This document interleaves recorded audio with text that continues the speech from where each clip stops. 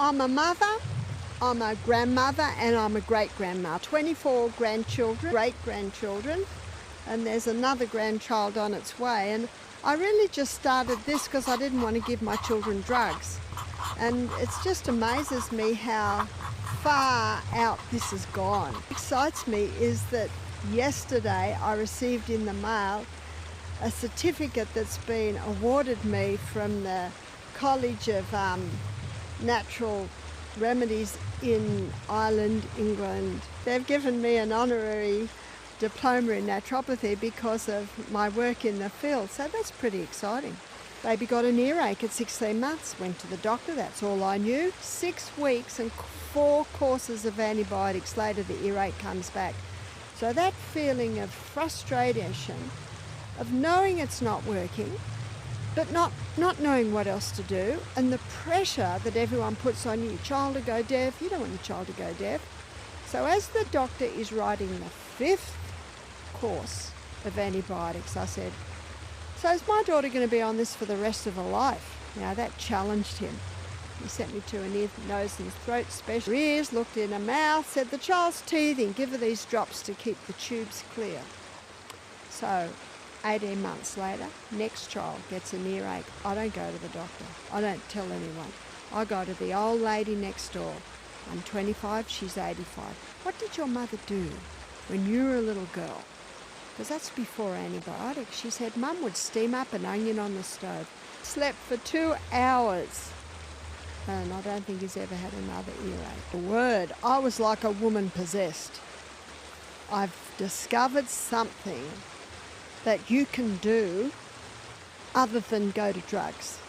That's what I wanted, and that's when I started to look at North American history, the North American Indians. I started to look at, because I'm a reader, I love reading. And old people, you see that? I'm the old person now. They're all dead, the people that I learnt these bits and pieces off. And that was really the beginning of my journey. An old lady that told me, because her mother did it to her. That's the sort of medicine I wanted. Just really ground roots that anyone could do. Education is power, and a sound mind says, well, a sound mind looks at the pros and cons, and fear is an emotion. I originally did this with my first daughter because of fear. But when you begin to discover how the body works, then you know how it heals, and the simple natural remedy. I put the 2 systems of healing so you can see it side by side. Fear was based on a theory that we evolved, cannot heal, so we have to have drugs. Whereas God's system is based on faith in this incredible body that was created to heal. And if it's not working well, there are herbs, and this is actually the truth. 2 systems of healing that are almost opposite each other. I didn't really shelter my kids. I fed them very well. They knew the natural remedies because that's just what we did, because I think that, they're going to mix there, they're going to live there, and if you've given your kids the right education, the right food, they work it out. Shopping mall one day, and Santa Claus and all these helpers came up trying to give my kids lollies. My kids just shook their heads like this, and Santa looked at me and said, what's happening on? I said, they're allergic. And looked at my kids, and my kids went, my kids went away laughing. I say to the guests, we had blackberries growing all around the edge of the property, but the kids didn't eat them all day. But then at the end of the day, getting a bit peckish, they start grazing amongst the blackberries, and I'd go out and join them. But I'd feed them very well at breakfast and at lunch, so they're actually not looking for tidbits. Yeah. Because the fact is, the more sugar you eat, the more sugar you want. Yeah. But when you're eating a meal that's got good fibre, great proteins, healthy fats, you have the feeling of satiation, that's satisfaction. So you're actually not interested in picking or looking at other things. But I'm a plant-based lady. Minamata Bay in about the 1970s, they noticed that in Japan the cats were backflipping and then dying. They called it dancing cat disease. So they did post-mortem on the cat and found out that mercury had eaten out their brain cells and their nervous system. And there was an aluminium big factory, and it was pumping out into Minamata Bay mercury waste. And the fish, of course, were taking up. Well, what happens is mercury is a heavy metal. It sinks to the bottom of the seaweed, the crustaceans, little fish, bigger fish eat the little fish, big fish eat the big fish, etc., etc. Right. And one of the problems with mercury, apart from the fact that it's a neurotoxin, is that it's bioaccumulative. And what that means is it accumulates. So the bigger the fish, the higher the accumulation of mercury. And if someone's got silver fillings in their mouth, the mercury is going into their tissues, and the longer it's there, then you get neurological problems like Alzheimer's, Parkinson's, Huntington's chorea, dementia. They're all diseases of a deterioration of the nerve cell, and that's what mercury is. It's a neurotoxin, meaning brain cell poison. With diabetes, you get a blood sugar level rise and a blood sugar level drop.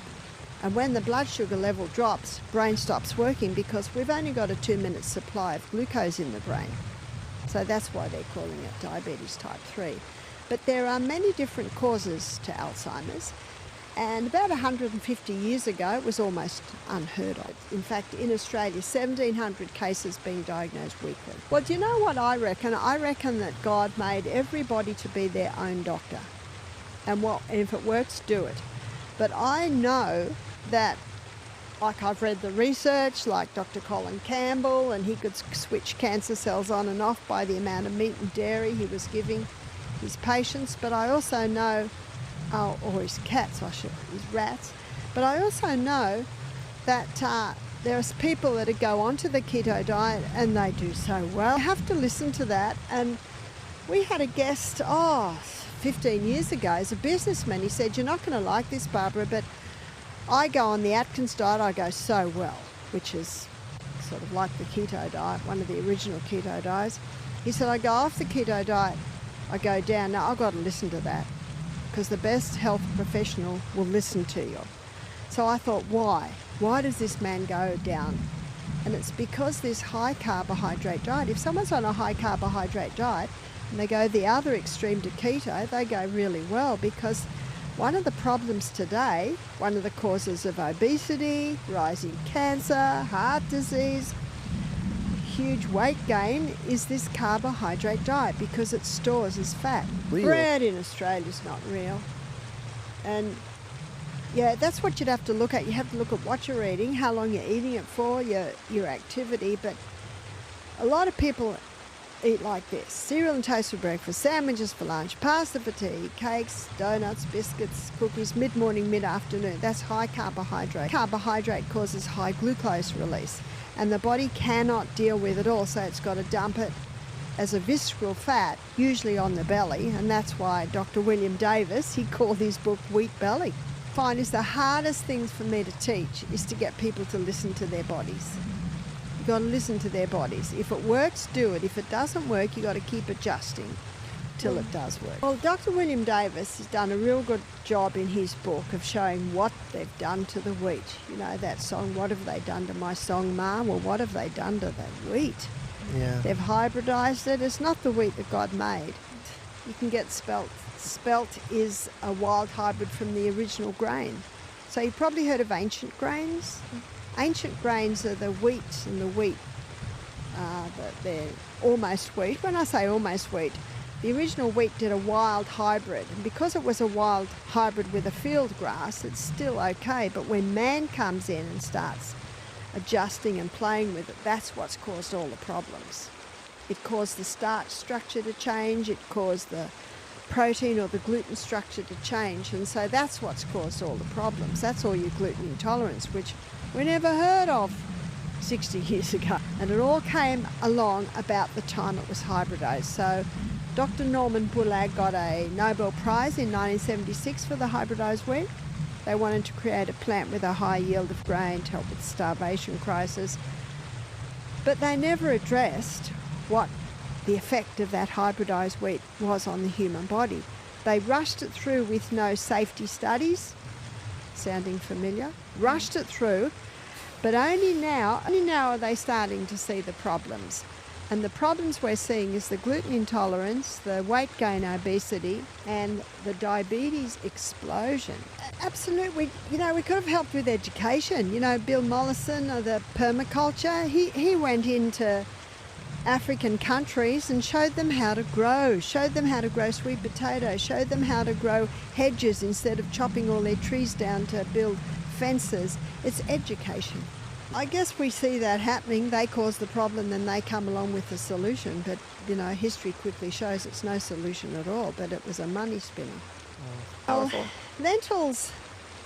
See, grain is high in fibre, high in protein, but high in carbohydrate. But the beauty of the legumes, the beans, is they're high in protein, but they're only medium to low in carbohydrate.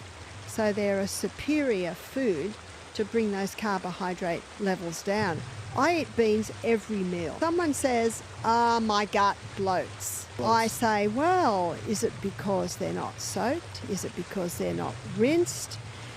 Or is it because you don't have the microorganisms for lentils? Did you know that there's a different microorganism for every lentil, every legume? Did you know that there's a different microorganism for every single different type of vegetable?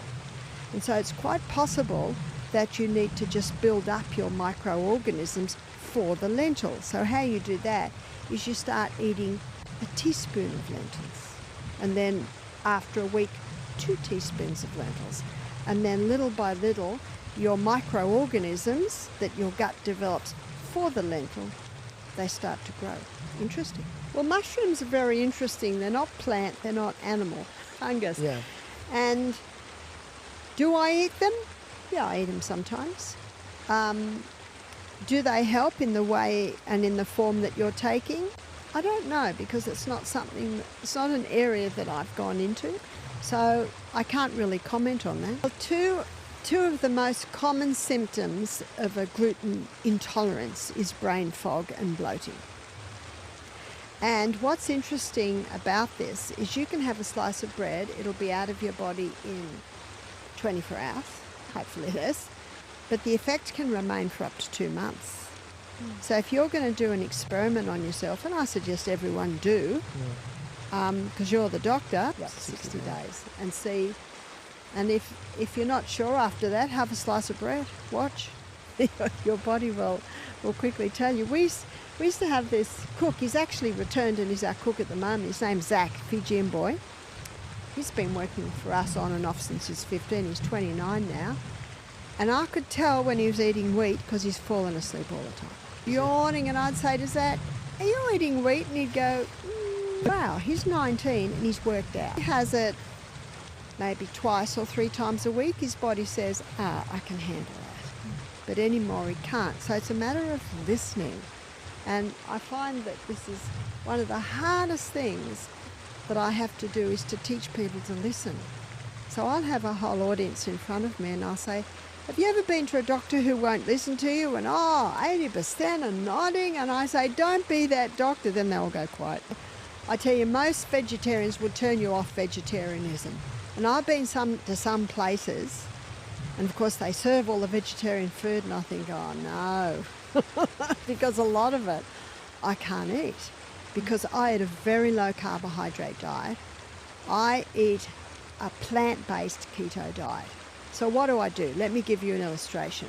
So for breakfast I'll have fruit. I'm at Emma's house and she's got some beautiful cherries and peaches, and I'll dip all of those in chia seed and have some almonds, and then I'll have a slice of sourdough bread, and I think the sourdough bread she's got at the moment is a local one with rye in it. Then I'll have olive oil, then I'll have avocado, cayenne pepper, and then black-eyed beans. That was my breakfast this morning. So you see, that's quite low carbohydrate. The sourdough increases the protein, and I didn't have 10 slices. Sourdough, and it's rye. Yeah. Wheat doesn't affect me, but if wheat did affect me, I wouldn't touch it. But you can get some really nice, like Simple Needs, that beautiful sourdough gluten-free bread, and you can get that anywhere. A friend of mine, Tristan, he put it together for his son, because his son had allergies. He's now baking 6,000 to 8,000 loaves a day. Before I go, 3 or 4 days ahead, I get on to Tristan. He said, wherever you go, I'll send my bread there in America. Because if the food's not great, and it's often just too many carbohydrates, I can always have fruit, this bread, olive oil, avocado. And that's what I show people. Fat doesn't make you fat. It's this high carbohydrate diet that's the problem. The body just can't deal with it all, so it has to store it as fat. 9 pillars of health. Number 1 is sunshine. Sadly, the television tells you to keep away from it, but it is the doctor in the sky and we need more. We've just been in Phuket. We ran a pilot program in Phuket because I can't talk in Australia. Let's try Phuket. We had 53 guests. It was very successful. We'll probably do it again next year. So I go out to sunbake. I don't have sunscreen. I have my watch. 15 minutes front, 15 minutes back under the umbrella. At 15 minutes front, 15 minutes back, then under the umbrella. Don't take your sunscreen, take your watch. And by the end of the week, I was golden brown. And then I can be out there for half an hour, maybe an hour. So I don't want to offend you, but a bit of common sense is necessary. I don't use sunscreen, but I just get it little by little. And you can't get a tan in a day. Sun, use of water. And the reason why it's use of water is that the best time to drink is when you wake up in the morning between meals. The worst time is with your meals because you dilute your gastric juices. So that's use of water. There's a time to drink, there's a time not to drink. And use of water meaning water therapies. So alternating hot and cold. We talked about the steam sauna, cold dunk. Yep. So the water can be used as steam, can be used as water, can be used as ice. Equalises circulation. Yeah. Equalises circulation, prevents chilling, closes the pores. So that's why the cold is necessary. A lady said to me one day, Barbara, I'm happy to do the steam but not the cold. I said, well, I'm terribly sorry you can't do the steam. Because the only time we've had a lady faint was when she wouldn't do the cold. And we had this young girl, staff member, she's calling out, Howard, help! And this lady's fainted on her shoulder. And I talked to her later because I'm an investigator, because there's always a reason. And I said, how many colds did you have? She said, oh, I didn't have the cold. Cold air won't do what cold water does. No. Water is the best conductor of hot and colds. People fear fevers. Well, we create fevers every day in our gas with the steam sauna because the fever boosts circulation, it boosts your immune system, and that high heat burns out any pathogens that may be in the body. And fever's been used as a treatment for cancers, serious diseases all through Europe for thousands of years. There's your use of water. The next one is sleep. People ask me my secrets, how I've got so much energy at my age, but then they don't want to know. Well, there's this great book called Sustain Me, and I've got a whole chapter in there on sleep. But let me give you God's perfect mathematical formula. 8 hours to work, 8 hours to play, 8 hours to sleep. Got that? Then I always read the Bible. I'm reading a beautiful book at the moment on the story of Jesus, so I'm playing. Here's my play. I run up and down hills, and then last week when I was in South Dakota, I found this ice-cold mountain stream. So I ran up and down hills and dunked in the mountain stream. Do you know, by the end of the week I had 5 ladies joining me. So that's all so much play. And then I get into my kitchen when I'm at home and make the most beautiful food. I'm still playing. If I eat, all my body's energies want to go to digestion. And we've got this amazing system in our cell, it's called glycogen. They're little molecules of glucose sitting in our muscle cell. And when we start running up and down hills and diving into water, those glycogen stores are getting used. And if they all get used up, well then the human growth hormone's released and our fat stores start getting broken down. So you don't need to eat before you work out. You need to be hydrated. All my kids are brilliant cooks. I had them cooking from 8 years of age. And I'll go somewhere, we'll all be together, and I'll hear James, who's 45, saying to Julia, who's 38 or something, I'll say, Julia, have you tried mortar and pestling the basil, for pesto instead of blending it? Have you tried? And I hear them talking about this. Trusting God. Okay. Trusting God, so that's first. And trusting God really means faith. This day's going to hold, but I know that God won't put me through anything I can't cope with, and he'll also make a way of escape if it gets a bit tough. So God always has a way through it. It's like going to the airport when I came here from Rapid City. The lady said $150, your bag's way over. And I said, but I'm platinum and frequent flyer. And then this lady comes up and goes, Barbaraoneill, I can't believe it. I watch you all the time. And then she looks at that lady, goes to the computer and said, I'll fix it, I'll work it out. And I shouldn't have to because I'm Delta Platinum, but it just hadn't come up on the screen. So isn't it incredible how God's timing is perfect? Chapter 3 says, to everything there is a season and a time for every purpose under heaven. So that's what you've got to remember. In your day, there is a time for every purpose. So I remember Peter just didn't know colours. And all my kids knew colours at 4. And I remember one day we decided to just concentrate on yellow all day. Yellow lemon, yellow this, yellow that. And at the end of the day, we picked up a lemon and we said, okay, tell Dad what colour this is. And he went, green. In 3:13, forgetting the things which are behind, I reach forth to the things which are before. I press towards the mark for the high calling of God in Christ Jesus. A beautiful verse. Beautiful. Yeah, stuff's happened. Let it go. Leave it behind. There's better things ahead. But many people bring that horrible, smelly, painful stuff into today. No. I knew it was a different brain, and a mother knows. They didn't know what else to do. And I've been in that situation. So now I want to be that voice that says, try this, try that. You don't have to do this.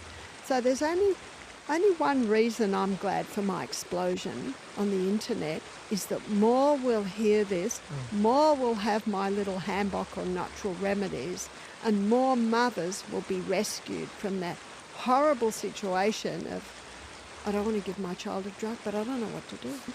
When Michael said to me in 2019 when they banned me, and as I often say, how can there be a crime if there's no victim? He said, well, you're retirement age, you could retire or you could just go overseas. And I said, I'll go overseas because I've never had so much information in my brain and I've never had so much experience and I feel great.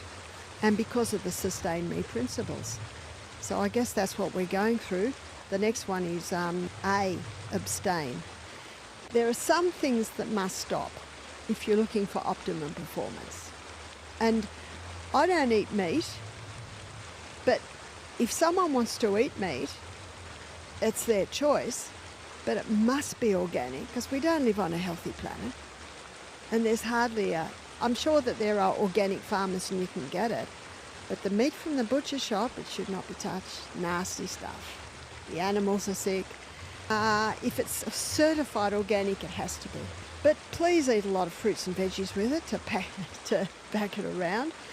But stimulants like refined sugar I don't eat, caffeine I don't eat because of the disruption to the neurotransmitters. Mercury, I keep that out of my body.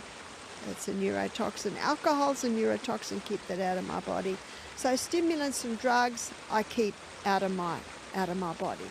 So, and electromagnetic fields, be cautious of it.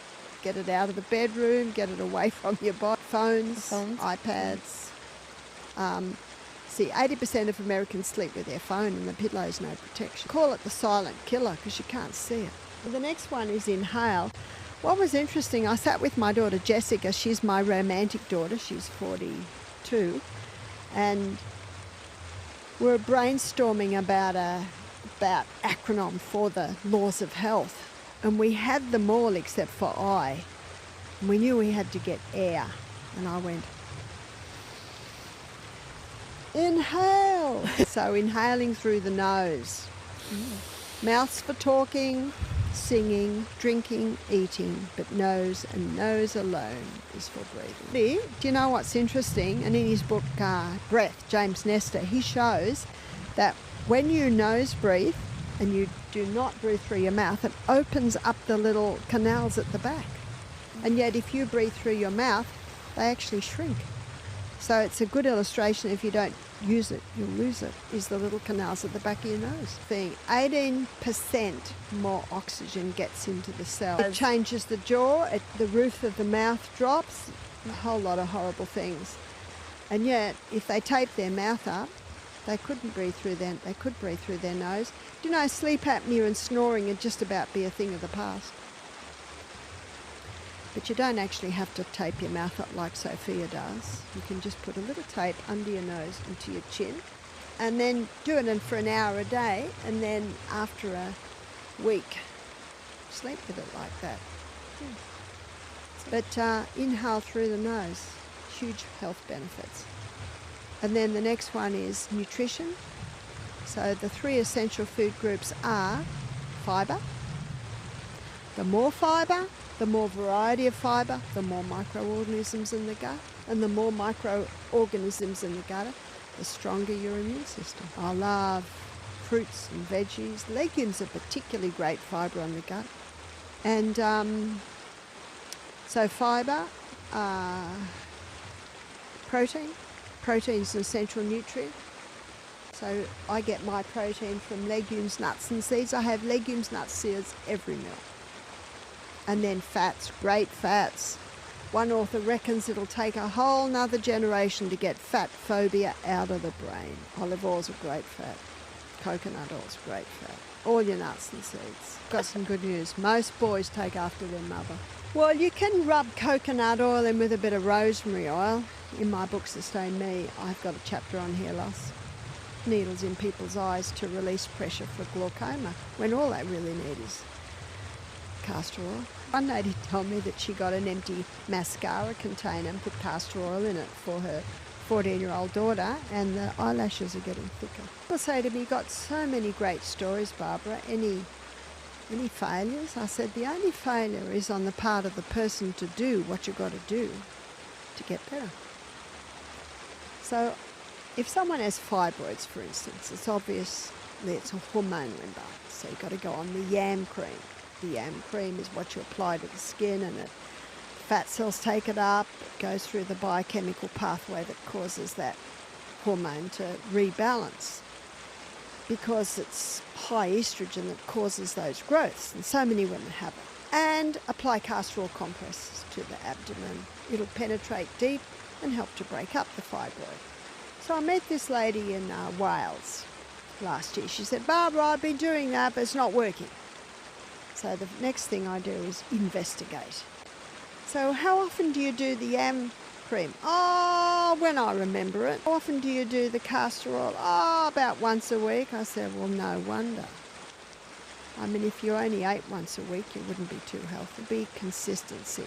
In fact, I say the key is consistency so much that my iPad just prints it up for me. The key is consistency. See, I'm what's considered a baby boomer, a child of the 50s, and the baby boomers were the generation that the pill was first given to. So let's look at the baby boomers' children. So it's the baby boomers that were put on the pill. Every girl I knew was on the pill when we were in our 20s, early 20s, late teens. But no one told us about the dangers, and they don't. What's happening to that generation is they're giving birth to men and women who have hormonal imbalance. They're the women that are getting the fibroids, the polycystic ovarian syndrome, the cysts on the ovaries, the breast cancer. They're the young men that have low sperm count, penile dysfunction, eventually prostate. And it's all the generation after the baby boomers. In Psalm 104 verse 14, the Bible says that God gave herbs for the service of man. I love that verse, service. So the herbs come in and say, where would you like me? What would you like me to do? Compared to drugs, drugs are like robots. Get out of my way, I've got a job to do whether you need it or not. See the difference between working with the herbs. Now the herbs work with the needs of the body. And so what the pill does is it disrupts the balance, whereas the yam cream restores the balance. And what's interesting is that your liver detoxifies most of the actives. That's why it's got a big cream on the skin. Well, the good news is the liver's a recoverable organ. You know what that means? It can recover. Some really good herbs. You've heard the old saying, sweet to the mouth, bitter to the stomach. Bitter to the mouth, sweet to the stomach. Bitter to the mouth, sweet to the liver. So your bitter herbs are very good for the liver. Moderation and exercise, that's sustained me. If I've learned anything in my life, because diligence is Peter's second name and diligence is my second name.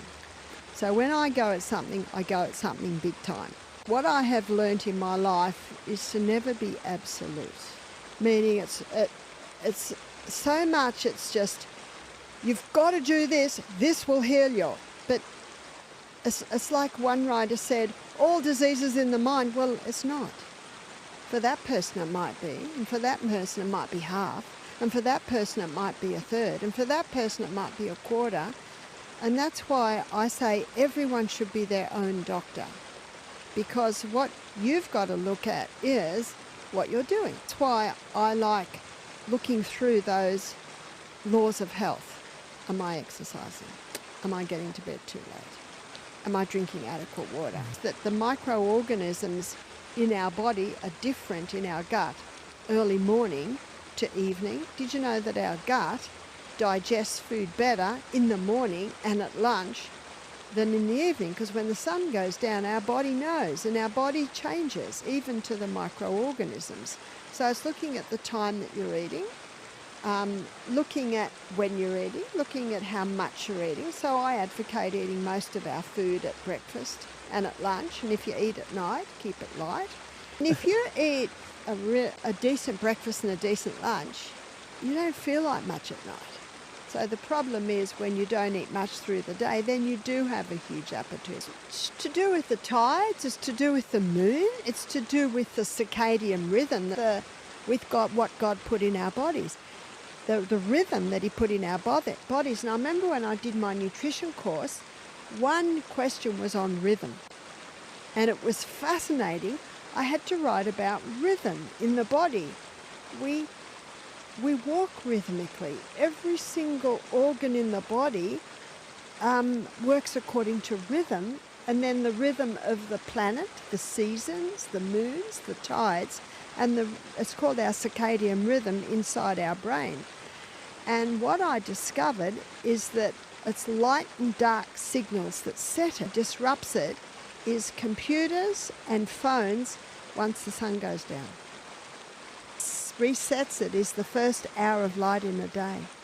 And yet when you go to bed late at night, you never get that first hour of. When we married, I was 44, he was 40. That was 27 years ago. And he was used to going to bed at midnight, 1, because he had 2 kids. He put them to bed because he's a single father, then he'd go to the office. So I'd go into the office at 8:30 and say, I have claims. But about once every few weeks he says, I just got to do it, I'm behind, I just got to do it. So of course he did it. But he never does it now. He used to say, no one rings me at midnight. Well, no one rings you at 5 a.m. And so he trained himself back into, because he was encouraged by his wife to come to bed with me. So now, if he's got extra work to do in the office, he'll just go to bed earlier, get up earlier, because what he does from, say, 5 to 7 in the office, he can get 3 times as much done compared to 11 o'clock to 1 o'clock in the morning. And you see, what was also happening was that you lose, you're interested in this. See, one hormone that's released at the moment, it's released between 10 p.m. and 3 a.m. In the winter time, it's released between 9 p.m. and 2 a.m. is melatonin, that's fix and rejuvenate nighttime hormone, but also epithalamin. And epithalamin increases learning capacity, and epithalamin slows down aging. That's why if you have a look at rock stars, don't look too close. Epithalamin is just going to bed earlier. If you want to go to bed at 9, you've got to start working on it at 7. At 7 o'clock, you've got to think, right, I'm going to go to bed at 9. So I'll get this done, I'll get that done, I'll have a hot shower, I'll turn the lights low, technology's away, and you've got to wind yourself down. But one lady told me she did this. She used to go to bed at midnight every night, so she started to go to bed at 11:30. And then after a week, 11. And then after another week, 10:30. She eased herself into it. And be your best friends are your worst enemies. Yeah. And the research is showing that we can rewire our brains right up until the day we die. Proven it to be wrong. It's called neuroplasticity or soft wired. Well, in my book, Sustain Me, I have a chapter called Lovely Legs. That's the title of the chapter. Now, varicose veins have an inherited factor, so 70 and there's not a mark on my legs. Now, yes, that's a bit inherited. Yes, that's a bit because I run up and down hills every morning. Yes, that's a bit because I don't have excess weight. So there's an inherited factor. There's standing on your feet all day. Carrying excess weight is another factor. Bad footwear. I'm real fussy on my footwear. I only ever let the bottom of my feet touch natural fibre. So I'm on suede and cork here at the moment. And if I've got shoes on, I always have cotton or woolen socks. So that's a factor. Constipation is a factor. We should, Dr. Kellogg, he said 3 intakes of food a day should equal 3 evacuations a day. The best exercise for people with varicose veins is not running because of the jarring on the legs. It's swimming or rebounding or exercise bike. Oh, very because interesting. with the rebound, you've got a shock absorber effect when you're jumping. And of course, exercise bike, most of your weight is on your hips. Swimming, there's no exercise. But varicose veins, it's veins, your venous system, and we have a second heart that pumps the blood in the veins, and that's the heart. That second heart is your calf muscle. So see, just doing that, just making your foot go like that, see your calf muscles being pumped. Strong abs, very important to have strong abs. A lot of people don't have strong abs. One of the best ways to bring balance back to your gut is include things like sauerkraut, yogurts, kombucha drinks. I encourage every mother to look for my book Sustain Me because it's a handbook on natural remedies. I wrote it so that mothers could have this book in their home.